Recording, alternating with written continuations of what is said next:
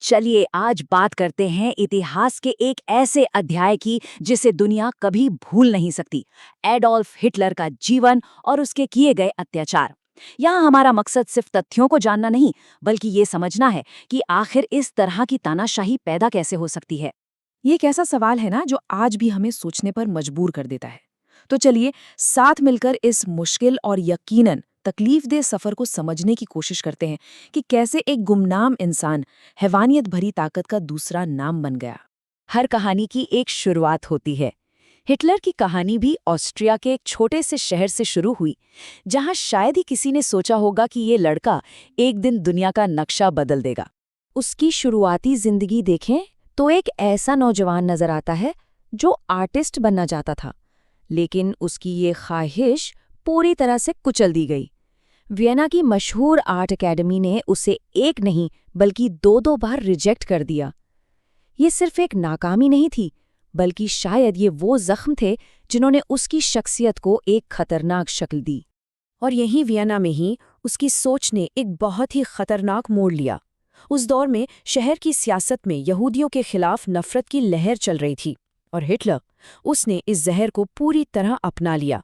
यही यहूदी विरोध, जिसे एंटी सेमिटिज्म कहते हैं, आगे चलकर उसकी पूरी राजनीति की, उसकी पूरी जिंदगी की बुनियाद बनने वाला था। फिर आया पहला विश्व युद्ध, और इसने हिटलर को वो सब कुछ दिया जो उसे आम जिंदगी में नहीं मिल रहा था। एक मकसद, एक पहचान। फौज का अनुभव उसके लिए बेहद जरूरी साबित हुआ। इसने उसे कट्टर राष्ट्रवाद और जंग से ऐसा जोड़ा कि यही उसके सियासी सफर का लॉन्च पैड बन गया। तो जंग खत्म हो गई, जर्मनी हार चुका था, और पूरे देश में एक अजीब सी बेचैनी और उथल-पुथल का माहौल था। ठीक इसी माहौल में हिटलर की जो अपनी निजी कुंठा थी, वो एक खतरनाक सियासी विचारधारा में बदलने लगी। जर्मनी की हार से वो टूट सा गया था, और अपनी इस नाकामी के लिए, देश की इस हार के लिए उसने एक आसान शिकार ढूंढ लिया, यहूदी। अब उसके लिए यहूदी विरोध सिर्फ एक भेदभाव वाली सोच नहीं रही। नहीं, अब ये उसकी दुनिया को देखने का चश्मा बन गया था। एक ऐसा जवाब जो वो हर मुश्किल के लिए इस्तेमाल करने वाला था। और ये सिर्फ ख्यालों में नहीं था। साल 1919 में उसने अपने पहले पॉलिटिकल लेख में साफ साफ लिखा कि उसका आखिरी मकसद यहूदियों को पूरी तरह से हटाना है। सोचिए ये बयान कितना चौंकाने वाला है। ये दिखाता है कि उसके सियासी सफर की शुरुआत से ही उसके इरादे कितने वहशी थे। ये कोई सियासी लड़ाई नहीं थी, ये तो तबाही का सीधा सीधा ऐलान था। इसके बाद उसने एक छोटी सी पॉलिटिकल पार्टी ज्वाइन की, जो आगे चलकर नाजी पार्टी बनी। और यहीं हिटलर को अपनी सबसे बड़ी ताकत का पता चला, उसकी भाषण देने की कला। वो लोगों के गुस्से, उनके डर को भड़काने में माहिर था, और इसी के दम पर 1921 तक वो इस छोटी सी पार्टी का सबसे ताकतवर नेता बन गया। तो अब आते हैं उस दशक पर, वो 10 साल जब हिटलर और नाजी पार्टी ने जर्मनी की सियासत की पूरी शक्ल ही बदल दी।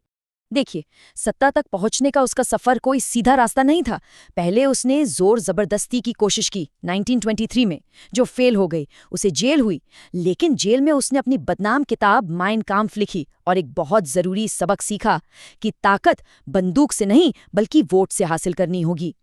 रिहा होने के बाद उसने इसी रणनीति पर काम किया, और नतीजा 1932 तक नाजी पार्टी जर्मनी की सबसे बड़ी पार्टी बन चुकी थी। 37.3%। जुलाई 1932 के चुनावों में नाजी पार्टी को इतने वोट मिले।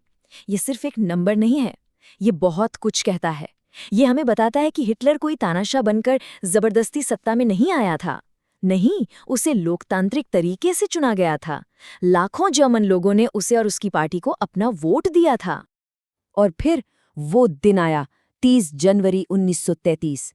पर्दे के पीछे कुछ सियासी सौदेबाजी हुई और हिटलर को जर्मनी का चांसलर बना दिया गया। उस वक्त के बड़े नेताओं को लगा कि वो हिटलर को कंट्रोल कर लेंगे, उसे अपनी उंगलियों पर नचाएंगे। ये उनकी सबसे बड़ी और आखिरी गलती थी। और चांसलर बनते ही हिटलर ने एक पल भी बर्बाद नहीं किया।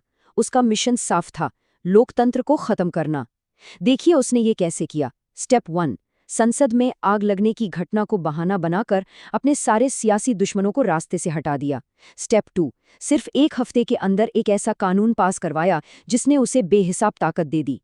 और स्टेप 3, राष्ट्रपति हिंडनबर्ग की मौत के बाद खुद को राष्ट्रपति भी घोषित कर दिया। बस तानाशाही पक्की हो गई। तो अब जर्मनी पर उसका पूरा कंट्रोल था। इसके बाद उसने अपनी जहरीली सोच को असलियत में बदलना शुरू किया और साथ ही यूरोप को जीतने का अपना खौफनाक प्लान भी। और ये सिर्फ भाषणों में नहीं था, कानून बनाए गए, एक के बाद एक ऐसे कानून लाए गए जिनका सिर्फ एक ही मकसद था, यहूदी नागरिकों से उनके अधिकार छीनना, उनका काम छीनना और आखिरकार उनकी इंसानियत छीन लेना। और 1933 से ही जो भी उसके खिलाफ बोलता, उनके लिए कॉन्सेंट्रेशन कैंप बनने शुरू हो गए थे। तो एक तरफ देश के अंदर जुल्म चल रहा था और दूसरी तरफ देश के बाहर हमले की तैयारी। ये दोनों चीजें साथ साथ हो रही थीं। हिटलर ने एक एक करके ऑस्ट्रिया और चेकोस्लोवाकिया पर कब्जा कर लिया और 1 सितंबर 1939 को उसने पोलैंड पर हमला कर दिया। बस यही वो कदम था जिसने पूरी दुनिया को दूसरे विश्व युद्ध की आग में धकेल दिया। अब हम उस दौर की बात करेंगे जो हिटलर के शासन का सबसे खौफनाक पहलू है। यूरोप के यहूदियों का एक सोची समझी साजिश के तहत एक औद्योगिक स्तर पर किया गया सामूहिक कत्ल। उन्होंने इसे नाम दिया फाइनल सॉल्यूशन। सुनने में कितना सीधा साधा लगता है ना? लेकिन असल में ये इतिहास के सबसे घिनौने जुर्म का कोड नेम था। जून 1941 में जैसे ही सोवियत संघ पर हमला हुआ, यहूदियों पर जुल्म करने की नाजी नीति अब उन्हें पूरी तरह से खत्म करने की नीति में बदल गई। हिटलर के लिए यहूदी सिर्फ लोग नहीं थे, वो एक विचारधारा के दुश्मन थे। लेकिन ये समझना बहुत जरूरी है कि ये नरसंहार सिर्फ एक आदमी का काम नहीं हो सकता था। इसके पीछे एक पूरी की पूरी मशीनरी थी, खास मिलिट्री यूनिट्स, सेना, पुलिस, यहाँ तक कि आम लोग भी इसमें शामिल थे। कत्लेआम की ये मशीनरी चलती फिरती हत्यारी टुकड़ियों से लेकर मौत की फैक्ट्रियों यानी डेथ कैंप्स तक फैली हुई थी। साल 1942 आते आते जंग का रुख बदलने लगा था। अब ये साफ हो रहा था कि हिटलर की हार तय है, लेकिन उसकी तबाही की विरासत हमेशा हमेशा के लिए इतिहास में लिखी जा चुकी थी।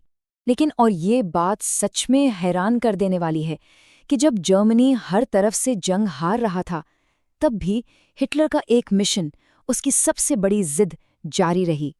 वो था फाइनल सॉल्यूशन। यूरोपीय यहूदियों का कत्लेआम उसके लिए जंग का हिस्सा नहीं था, बल्कि उसकी विचारधारा का सबसे अहम मकसद था, जिसे वो हर कीमत पर पूरा करना चाहता था।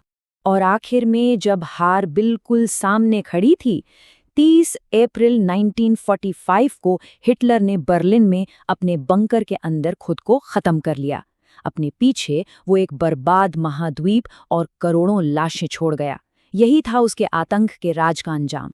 उसे उस इंसान के तौर पर याद किया जाएगा जिसने इतिहास की सबसे बड़ी बुराइयों में से एक को रचा और अंजाम दिया। एक नाकाम कलाकार से एक बेरहम तानाशाह बनने का उसका ये सफ़र हमेशा एक चेतावनी की तरह हमारे सामने रहेगा कि कैसे नफ़रत, अंधभक्ति और सियासी मौकापरस्ती मिलकर वो तबाही ला सकते हैं जिसकी हम शायद कल्पना भी नहीं कर सकते।